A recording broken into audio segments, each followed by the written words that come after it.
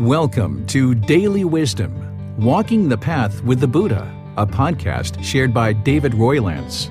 This podcast is dedicated to guiding you to completely eliminate the discontent mind and the suffering it causes by attaining enlightenment. Learn and practice the teachings of Gotama Buddha that will guide you to fully attain a peaceful, calm, serene, and content mind with joy. To support this podcast, visit patreon.com/supportbuddha or visit buddhadailywisdom.com, where you will discover a full range of courses, retreats, and online learning resources to assist you on the path to enlightenment. Now, here's our teacher to share more.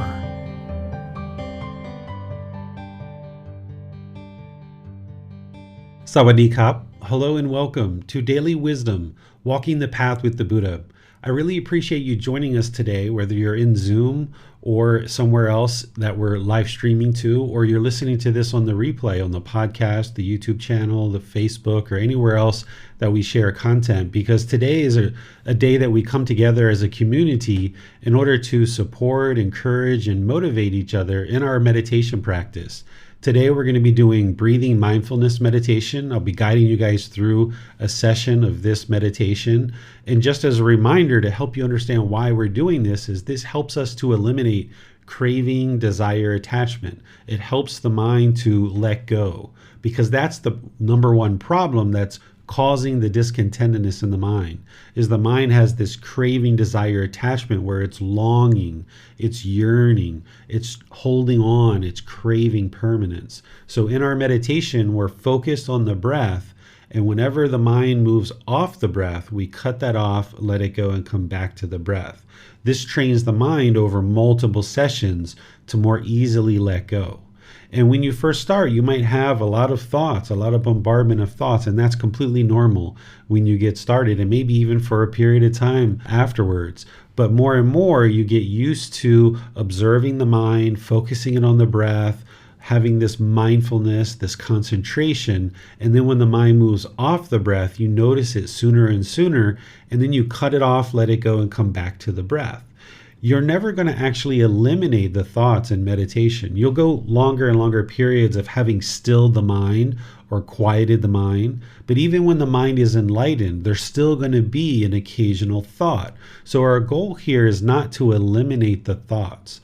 Our goal here is to be observant of the mind, that when the mind is off the breath, we can cut that off and let it go more easily.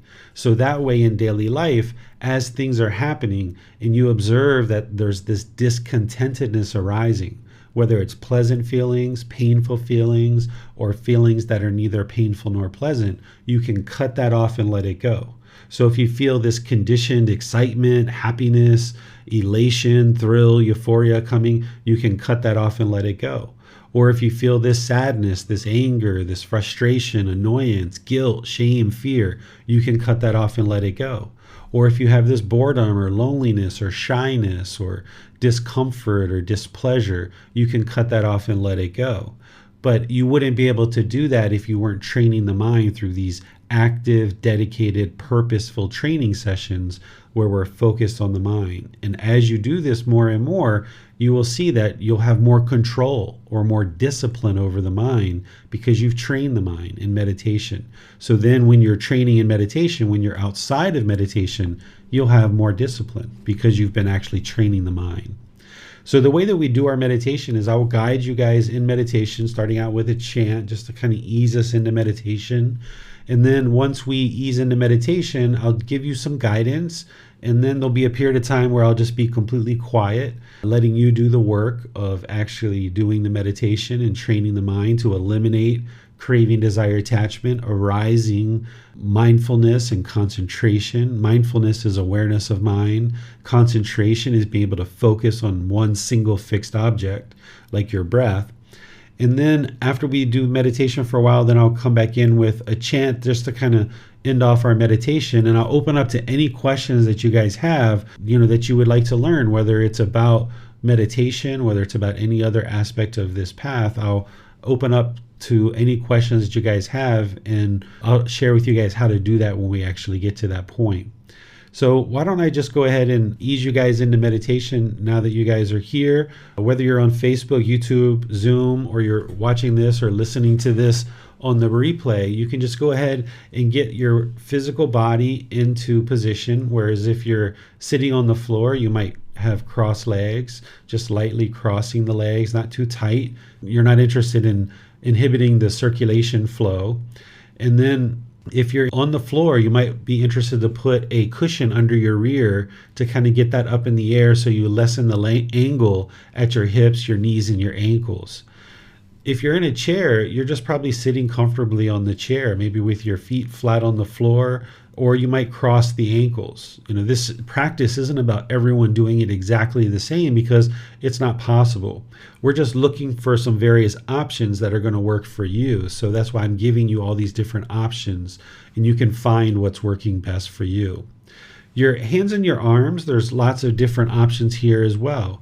The Buddha put his right hand over his left with his thumbs together, and then he put that into his lap, and you can do that. At this point, your hands and arms should be completely relaxed. There shouldn't be any engagement in the muscles whatsoever. But if that isn't comfortable for you, and some people it won't be, then maybe you put your palms on your thighs, you put them on your knees, you might put them on the armrest of the chair. Essentially, what you would like to get the lower body and the hands and arms, you would like them to be comfortable. You're not interested in it being real uptight, but you're not interested in being very luxurious either. So in the middle, where it's nice and comfortable. The upper body should be erect, where the lower body, the hands and arms, the muscles are completely disengaged because you would like those to be completely relaxed. The upper body should be erect around the spine, not real tight, not real tense, but not slouched either, but nice and comfortable with an erect upper torso, because this is what keeps the mind attentive and alert during the meditation. If the body is slouched, the mind's going to have a tendency to be complacent. Or if you're real uptight, the mind's going to also be uptight.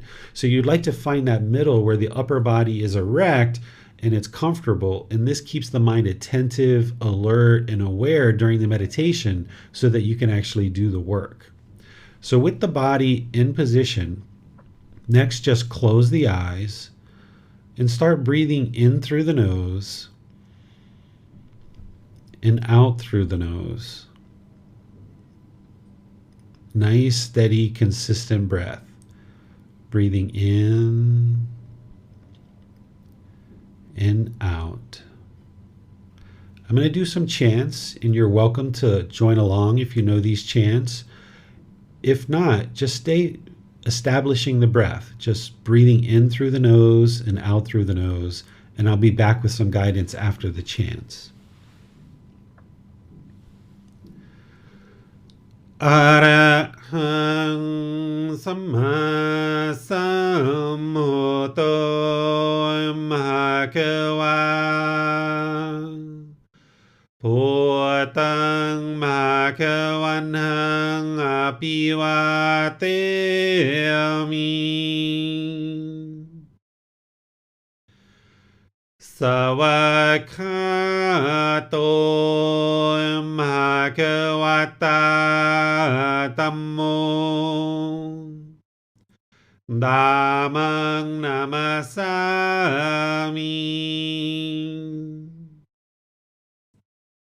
Supatipano Bhagavato Sāvaka Saṅgho Saṅghang Namami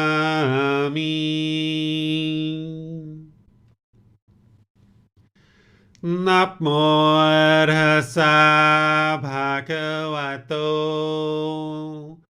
Arahato Samma Sambuddhassa Namo Tassa Bhagavato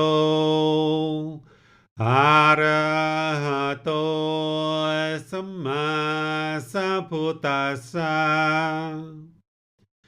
Namo Tassa Bhagavato Arahato Samma Sambuddhassa พุทธัสสะอิติปิโสภะคะวาอะระหังสัมมาสัมพุทโธวิจาจารณังสัมมุโนสัคขะโตโรกาวิโตอนุเตโรภูริสาดามาสติสัตตาตาวามนุสนังพุทโธภควาติ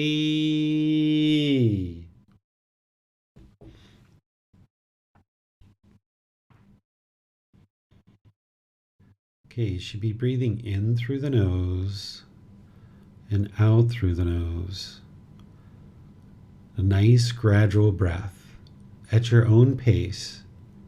Your breath isn't going to necessarily match up to the guidance that I'm providing. But whenever you get to the next inhale, take a nice gradual breath in through the nose, breathing in.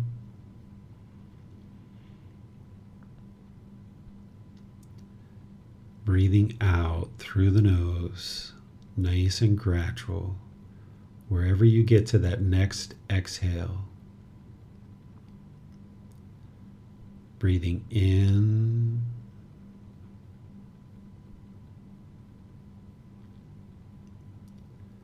and out. Here you're just establishing the breath, a nice, steady, consistent breath. You're not interested in forcing the breath or controlling the breath. Just a nice gradual inhale, experiencing the full breath.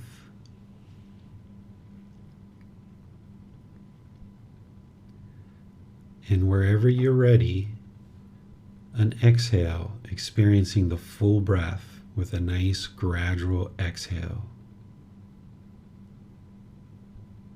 Breathing in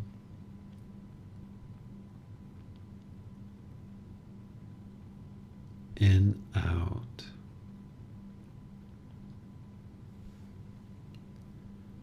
Breathing in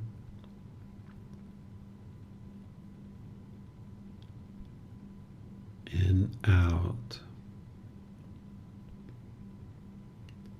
Now with the breath established, a nice steady and consistent inhale and exhale, start focusing the mind on the breath. The sound of the breath coming into the nose, or the sensation of air moving over the skin into the nose. The breath is the present moment. Fixate the mind on the breath. Breathing in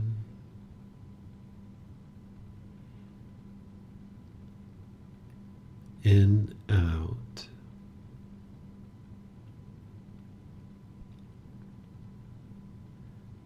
Breathing in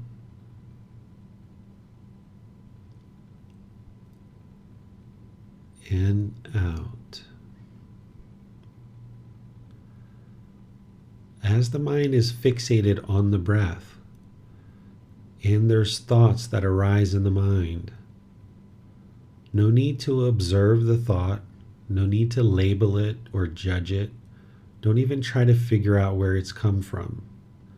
Just wherever you notice that the mind is off the breath, you just cut that off, let it go, and come back to the breath. You haven't done anything wrong. The mind just isn't interested in staying in the present moment. So where you observe the mind's off the breath, you just cut it off, let it go, and come back to the breath. Breathing in through the nose.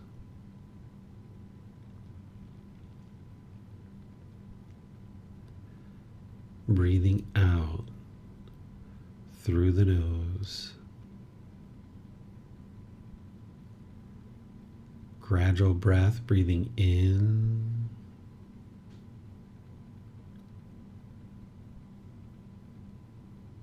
and out.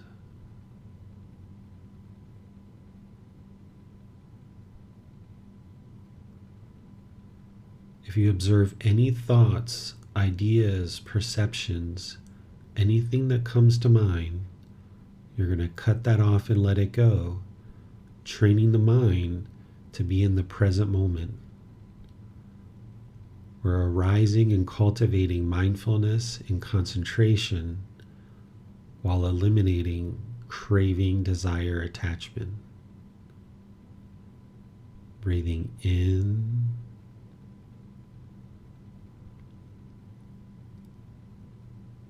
and out.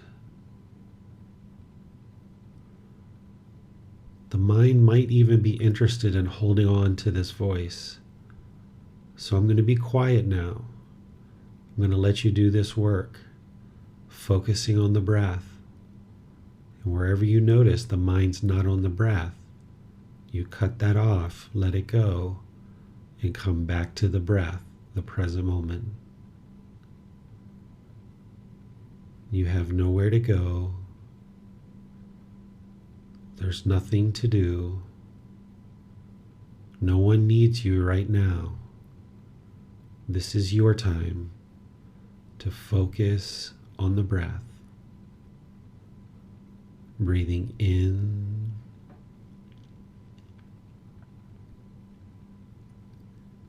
and out.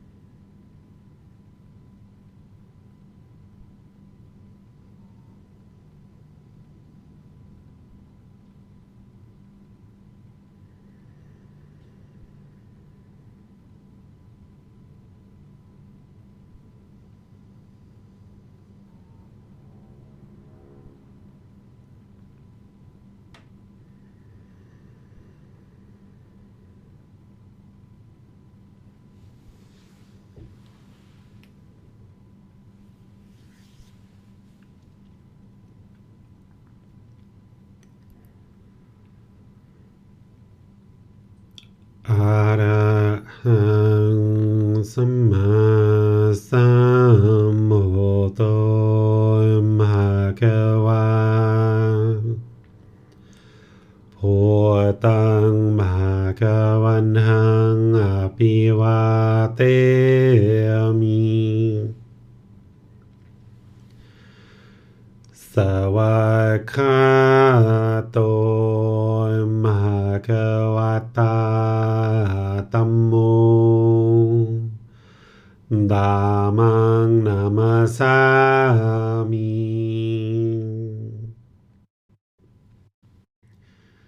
สุปฏิปันโนภะคะวะโตสาวกสังโฆสังฆังนามามิ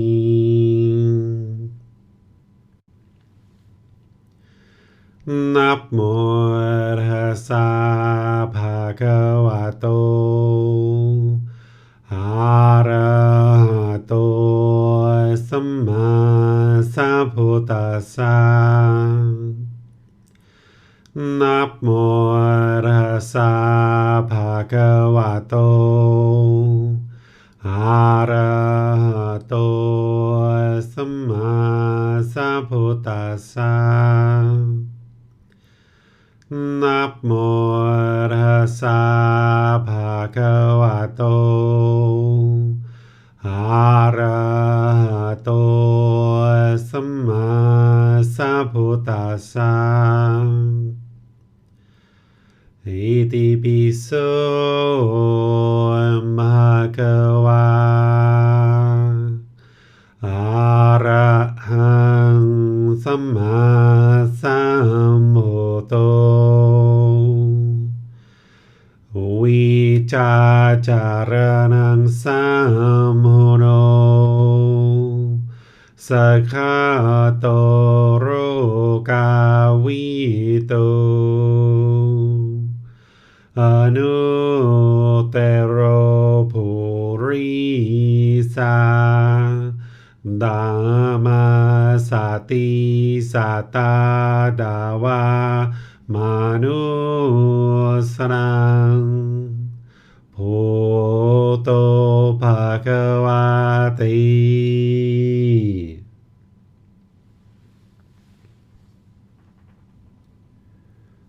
Okay, if you'd like to slowly make your way out of meditation, just ease the mind back.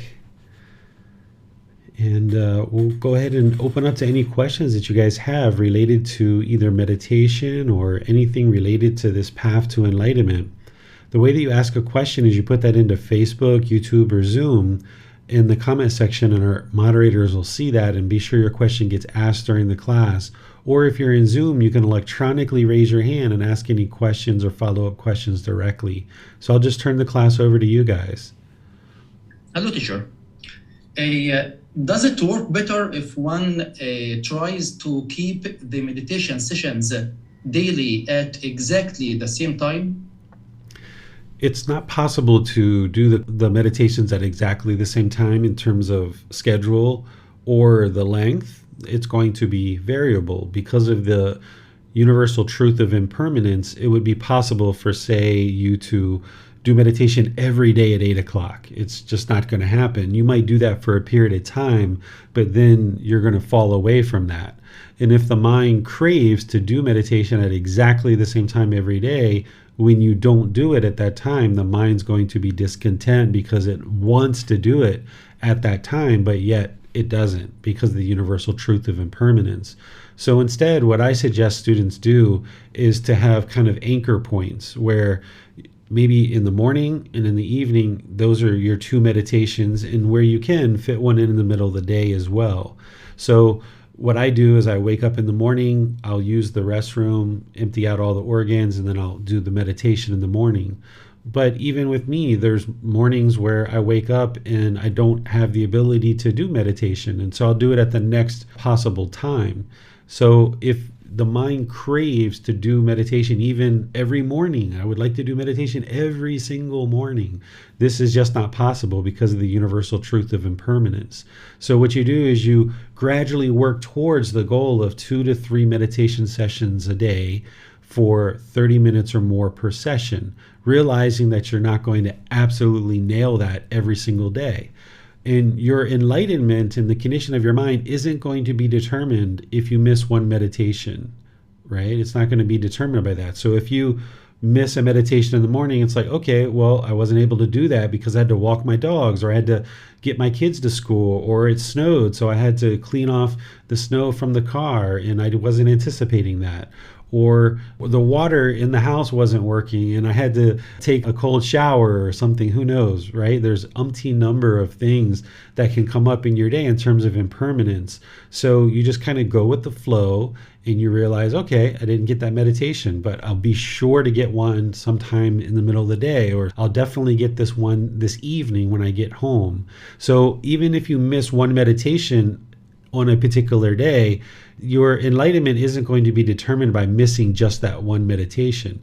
But the goal is that you build up a practice where you have a long-term consistent practice of meditating, where over the course of 1 year, 2 years, 3 years, that you're consistently meditating, that you don't allow that one missed meditation to be 1 week of not meditating, or 1 month of meditating, or 1 year of meditating. There was a point in time where I didn't meditate for 3.5 years, and it was probably the worst 3.5 years of my life.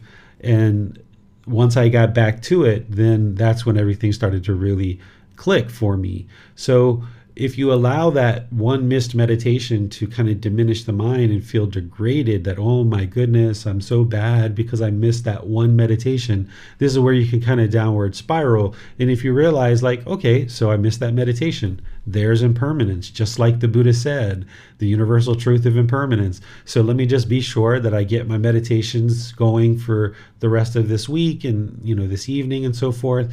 And then that's how your enlightenment is going to be determined, is can you build up a practice for yourself where over a long-term consistent period of time that you're consistently meditating about 2 or 3 times per day for 30 minutes or longer per session. So your sessions will be different. And I don't even suggest people time their meditations with an alarm, because if you have an alarm, you're either going to be deep in meditation and the alarm's going to go off and you're like, boy, I wish I wouldn't have set that alarm because I could have got so much more meditation if I would have just kept going, but I can't keep going because I have to stop this alarm. Or you're going to be in your meditation. Is it time yet? Is it time yet? Is it time yet? Is it time yet? Is it time yet? And your mind's just craving to know if it's the time. So you're not really focused on the breath and doing the work that you need to do to let go of craving, because the mind's sitting there craving.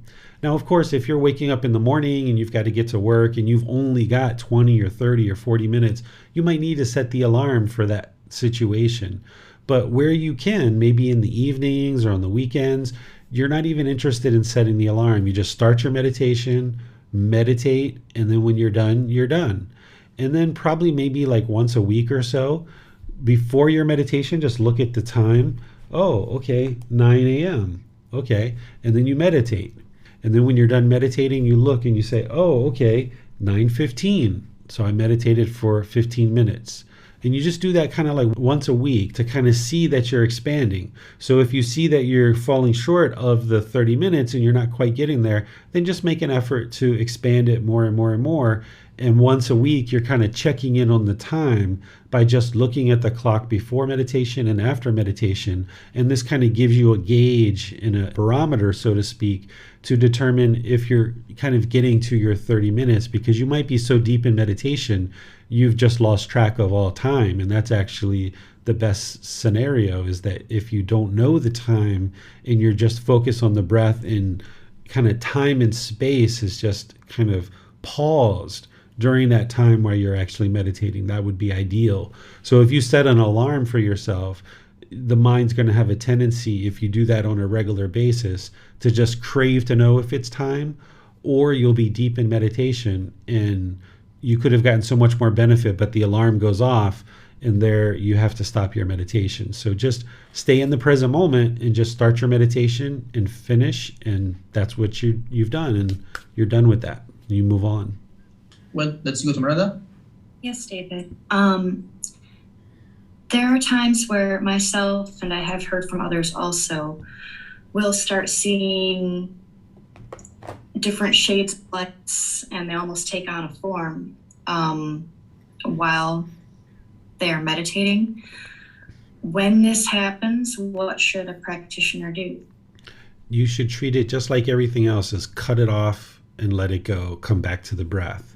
Because as the mind is awakening, it has all these different things that happen. You'll really see the true power of the mind, that when you start seeing different colors, different shapes, different things that are happening in the mind, you'll even maybe have physical sensations. Some people feel like the head is getting really big, like an elephant, and then it's contracting, or all these different things that the mind can do. You see the real power of the mind. But whenever you observe that, you would like to just cut it off, let it go, and come back to the breath. Sometimes people get really involved in having this craving, this desire of, I saw purple light. What does purple mean? If I saw purple, what does that mean? Or I saw this bright light. Does that mean I'm enlightened? I saw this bright light. And they go around and talk to many different people and try to figure out what these different colors and shapes mean. They actually don't mean anything. All it really means is the mind is starting to awaken, and it's kind of unraveling. It's kind of like this ball of twine that all through our life before we were on this path, we've been binding up all of this stuff, all these experiences in this ball of twine, and we've just been winding it around and winding it around.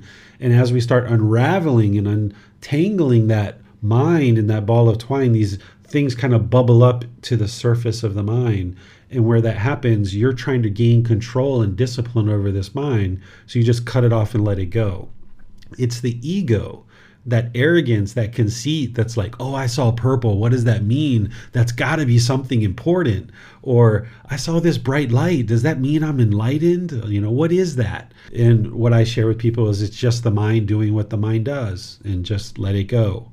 There's no significance other than this is what the mind does. And you just cut it off and let it go.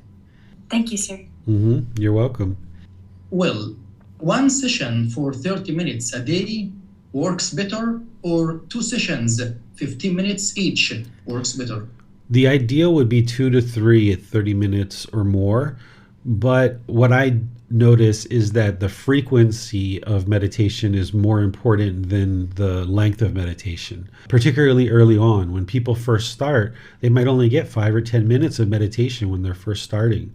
So it's better to have the 2 meditations than just 1 meditation, because it really helps to have the frequency in there. But if you're observing that you're only getting 15 minutes a session, just try to keep expanding that. So it shouldn't be this choice of, do I do 1 for 30 or do I do 2 for 15? It should just be, work on getting 2 to 3 for 30 minutes or more, and whatever you need to progress towards that, and realize that it's a gradual progression, that you're not going to be able to just snap the fingers and for that to occur.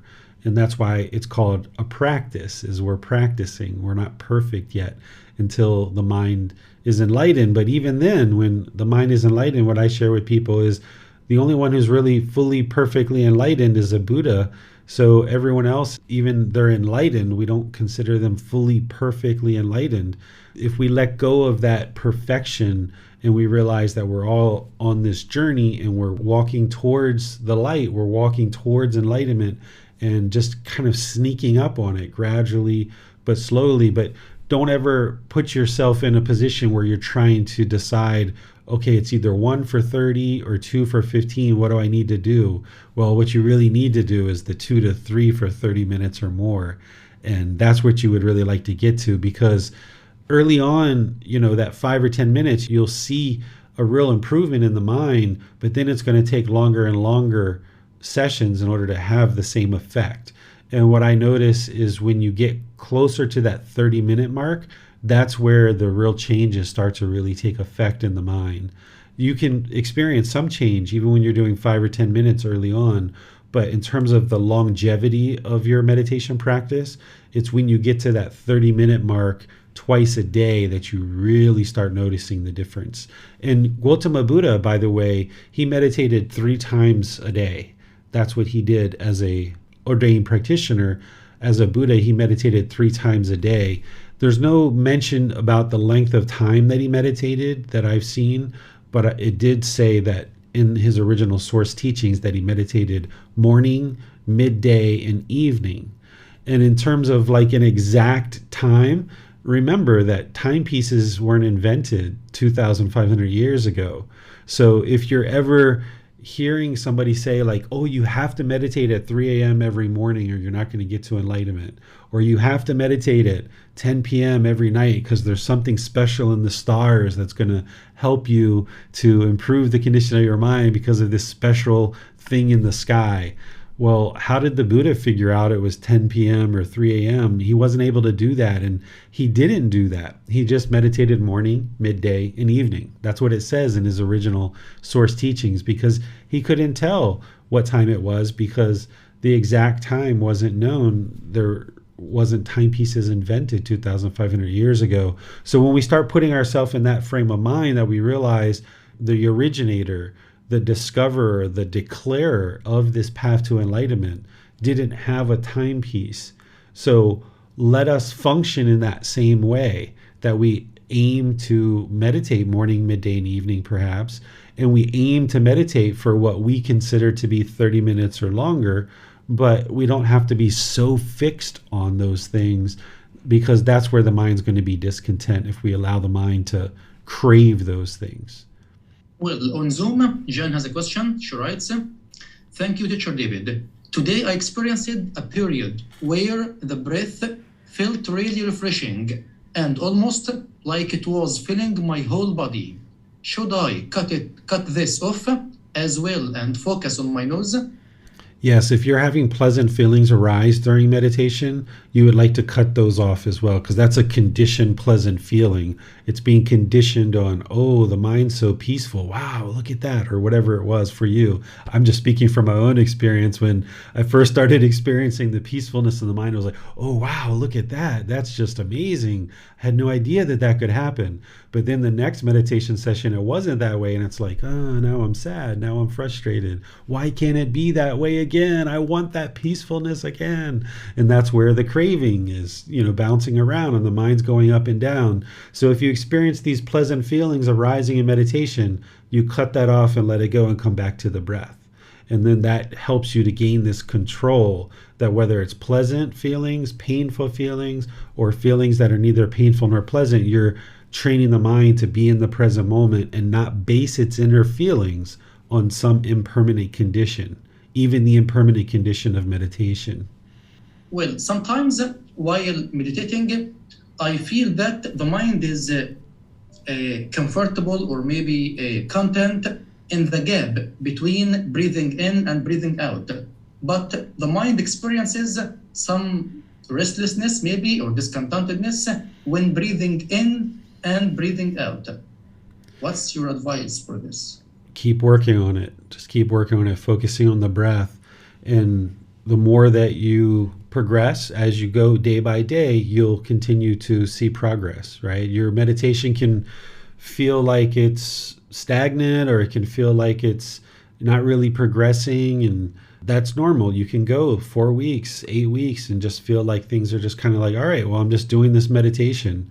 And you've got to be content with that. And then you can have periods where every single meditation for a week, it's like, whoa, I'm making these big steps forward every single week, or every single session within this week. Again, if you get attached to that, like observing that progress every single day for that week, then when you're not making that progress, then it's like, whoa, I'm not making progress. What's wrong? What's wrong? Well, this is the mind judging itself. It's trying to judge, was this a good meditation? Was this a bad meditation? Am I getting more enlightened? Am I getting more awake? This is the mind being overactive and trying to figure out. Instead, you just do your meditation, and it is what it is. Whatever you got out of it, it's like, okay, done meditation, finished. Whatever happened, happened. You don't sit there and you don't judge what's going on in your meditation. You don't try to figure out the thoughts. You work to improve it, but knowing that this trajectory, it's not just a linear line straight up to enlightenment. It's up, and then it's a few steps back, and then it's up, and then a few steps back, and then up, and a few steps back, and up. But you're making forward progress, but there's going to be these backward steps, both in your meditation practice and in your daily practice too, whether it's about right speech or right action or something like this. You're going to know the teachings of right speech because you'll learn those as part of this path, but then you'll struggle and have difficulties practicing it consistently. But the difference is that in the past, when we're off this path and we don't know this path, we're just walking through the forest, knocking down trees, burning up the forest, and not even giving a care of what's going on in our life. And we're having all these problems. We don't understand why. Well, now that you're on the path and you know the teachings around right speech, for example, and you realize that you didn't practice right speech in a certain situation, at least you recognize that. At least you recognize, like, hey, that wasn't wise for me. That wasn't wholesome speech, and I need to improve that. And I know the teachings to improve that. And I have a teacher that I can reach out to and get help. And I have other members in my community that I can reach out and get help from. And that's very different than where we were when we were off this path. We didn't even know that we were knocking down the trees and burning up the forest. Where now it's like we bump into a tree. It's like, I didn't like that. I'm not interested in bumping into that tree because if I bump it too many times, it's going to fall down. So let me kind of walk through this forest with a bit more consciousness, a bit more awareness, and be sure that I'm not bumping into trees because I know that that's just going to hurt me if I do that. So let me work on this speech. Let me make it better. Let me refine it and know that you're going to have missteps along the way. And that's part of it. That's part of where you gain that wisdom. But at least you recognize it and you see that something is off.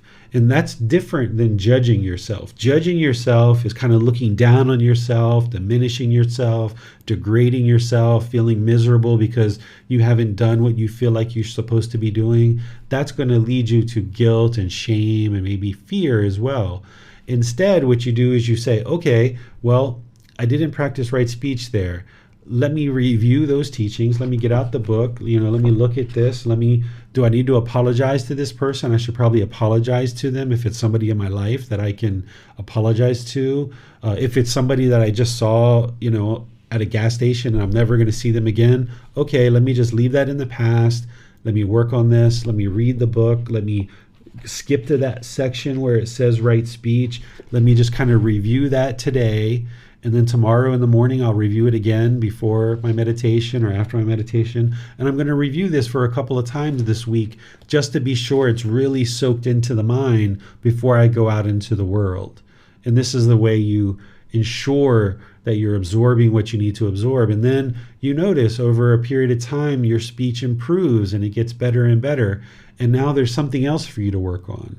So it's kind of like this home improvement project. The mind is like this project at your home, whether it's wallpaper, whether it's painting, whether it's, laying some new carpet or baseboards or whatever. You're always kind of looking like, what can I do next in order to improve the condition of this mind? And the Buddha's teachings in this book that we're using, Developing a Life Practice, The Path That Leads to Enlightenment, this is going to give you that foundation and that framework to really have something that you can come back to and you can look at it multiple times and ensure that you're bringing your practice up more and more all the time, but with the awareness that it's going to have backward steps. You're going to have 10 steps forward, 2 back, 6 steps forward, 1 back, 5 steps forward, 3 back, 10 steps forward, 3 back, right? But you're making forward progress as you're doing this. And we oftentimes get lost on that forward progress and we don't focus on that forward progress. We look at, we look at the 3 steps back. We look at that and we fixate on that and we beat ourselves up about that instead of saying, well, hold on a second. I took 10 steps forward. I took 3 steps back, but hey, I'm 7 steps further than I was before. And that's progress. Let me not be complacent, but also don't let me hold on to this so tightly that I beat myself up over the 3 steps back, because this is part of the process. It's not going to be 10 steps forward, 5 steps forward, 6 steps forward, 8 steps forward. That's what the mind wants. That's what it expects. That's what it craves, is just continuous progress forward.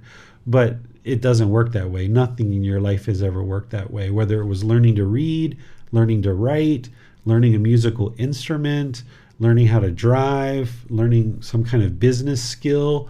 Everything that we've ever done, it's always been 10 steps forward, 2 back, 6 steps forward, 3 back, but we always have been making forward progress to where we are today. In the book that you wrote, Volume 1, you mentioned wants and needs. Can you explain the difference between these? Yeah, the mind is going to have wants. It's going to have these craving, desire, attachments, wants, expectations, longing, yearning. The mind is pulling towards the objects of its affection. These things aren't typically needed in our life. They're wants. Like, my son wants a PlayStation, but does he need a PlayStation? No, not necessarily. He might want a new pair of shoes, but if he has 3, 4, 5, 6 pairs of shoes, what is one more pair of shoes going to do, right? So the mind oftentimes has these wants because it's chasing after the objects of its affection, thinking this next new pair of shoes is going to somehow fulfill the mind, or this PlayStation is going to somehow make everything better in life. And we get fixated on that object, thinking that the next new shiny object around the corner is going to be what it takes to make this mind content.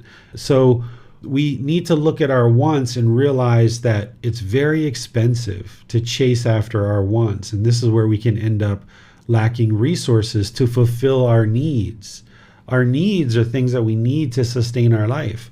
The basic necessities are things like food, water, clothing, shelter, and medical care.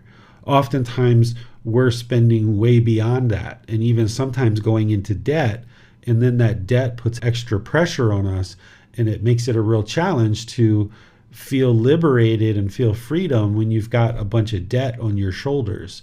So when we throttle down our wants and we just attend to our needs, then we can live within our means. And then, there's going to be times where we do something a little bit extra, where we might go to a little bit nicer restaurant, or, we might decide that, let me buy another shirt or another pair of shoes or something like that. But when we're doing that with every single thing in our life, that's where the mind is misunderstanding what it really needs in order to sustain itself and to be content, is that none of this external stuff is going to create inner contentment or inner fulfillment or inner satisfaction. Even you hearing me say that, the mind is going to be interested to chase. It's just like an animal, like that chapter we talked about recently in this program, the animal moving to a human. What does the animal do? It chases after the rabbit, or it chases after the squirrel. And then once it gets it and it kills it, sometimes it gets bored with it and it doesn't even eat it, right? Because it's just chased. It has that instinctive behavior of chasing after something. And human beings are the same way, is that we chase after the objects of our affection, thinking that that's going to satisfy us. And then once we obtain it, there might be a temporary period of happiness that arises in the mind. But then in a matter of time, our mind goes right back to being angry or frustrated or irritated or annoyed or what have you, or bored or lonely or something else. So we have to realize that when the mind's pulling towards its wants, the objects of its affection, you need to look at that thing and say, is this something that I really need? Is this going to somehow make my life better? I've got 10 pairs of shoes at home. Do I need one more pair? Or I've got 5 purses at home. How many purses am I going to carry at one time? Can I really carry 6 purses at one time? Is that possible? And then you start kind of realizing, like, man, the mind is just chasing after all these countless things. And you look back at your life and you realize that's what you've been doing your whole life, is you've just been chasing after things, thinking that these things are going to fulfill you, whether it's things like a purse or shoes, or it could be a relationship, or it could be a job title, or a home, or a car, or something like this. a new vacation and another vacation and another vacation, or something like this, a new phone and a new phone and a new computer and a new this and a new that. And the mind's just kind of chasing, and it gets so excited thinking that this thing is going to somehow bring this great satisfaction to the mind. But essentially what you get is these conditioned pleasant feelings that are just temporary, because you're basing your inner feelings on this impermanent condition of a new computer or a new phone or a new pair of shoes or what have you. And then when that fades away, the mind's right back where it started from, and it just doesn't realize that it's stuck in this cycle. It's just stuck in this constant cycle of chasing the objects of its affection, never fully feeling satisfied, because it doesn't understand the problem of craving, desire, attachment. So those wants are things that the mind's chasing after that it doesn't really need. It just wants it. It's chasing it because it thinks it's going to be fulfilling, but it actually really isn't. So you've got to look at the things in your life and decide, what do you really need, and bring your life down to something very simple. And then when you practice that for a while, then of course, if you decide that you would like to do something extra, you have the ability to do that. But if you've been living beyond your means for a period of time and you don't have savings, and you don't have a financial support, this can feel, very disheartening, and it can feel very unstable to not be financially secure in your life. So if you keep chasing your wants and you keep spending and spending and spending to fulfill those, you can't really get that stability of a financial base. But if you bring things down to your needs, pay off all your debts, and then continue to stay within your needs, and then just occasionally be choosing to do something that is beyond what your needs are, then this can be a very fulfilling life, because you've got a very strong financial foundation and you've restrained the mind to now just fulfill your needs. And then you'll see there you can actually practice generosity more with the people around you, because you're not just pursuing your own selfish desires and having selfishness. Well, how can one get a version of this book, teacher? Volume 1. So there's the website that you can download it, buddha-dailywisdom.com. And from there you can download it, you can take it and print it, or you can go to Amazon and you can get it on there. There's printed versions and there's a Kindle version as well. So you can get it all those different ways. Well, Parikshit has a question on Zoom. He writes, Venerable teacher, in M1 121, 122, I think this is a reference. There are shorter and greater discourses on voidness, Sunaka. Would you please kindly explain about voidness in terms of practice? People say different things about voidness. So what is it really about? What's this word, voidness? Voidness, yes. Can you spell it for me? Yeah, Voidness. I haven't seen this word used in the Buddha's teachings. You'll have to send me that after class so I can help you understand what it is you're reading, because different translators will use different things. So I'm not familiar with what you're sharing there. Well, thanks, teacher. That's all for today. Okay. So this Sunday, we're going to be in chapter 22 of this book, Developing a Life Practice, The Path That Leads to Enlightenment. It's titled Mental Health, a Modern Day Delusion. And this is related to some of the things that we experience on a day-to-day basis. So far, we may think that they're illnesses or a defective mind or a sickness and things like this. And I'm going to help you to see how many of the things that we encounter and that we've been told that are an illness or the brain is defective can actually be resolved through training the mind, that it's just an untrained mind. Now, of course, there are certain things like brain injuries or brain trauma that doesn't fit into this category, but you'll see the way that I present it, and you're welcome to read the chapter before and or after class if you'd like to get some more content and more context, and then we'll kind of draw it out and get to some of the uniquenesses of what I'm sharing in this chapter. Then next Wednesday, we're going to be doing loving kindness meditation together, so you're welcome to join for that. And keep in mind that this whole group learning program is going to be starting over on April 6th, which is only about 4 or 5 weeks from now. So we're going to be starting from the very beginning all over again. So I'd like to thank all of you for choosing to dedicate your time, effort, energy, and resources to learning and practicing the Buddhist teachings and making it a priority for yourself by coming to classes like this and by practicing each day your meditation and learning and reading books and things like that. Anytime you need help, you can just reach out for support, and I'm here to help you. So we'll see you in a future class. Between now and then, have a very lovely rest of your day. We'll see you next time. Sawadee krap. Thank you for listening to this podcast. To provide support for this podcast, visit patreon.com/support Buddha. To access more teachings, visit buddhadailywisdom.com.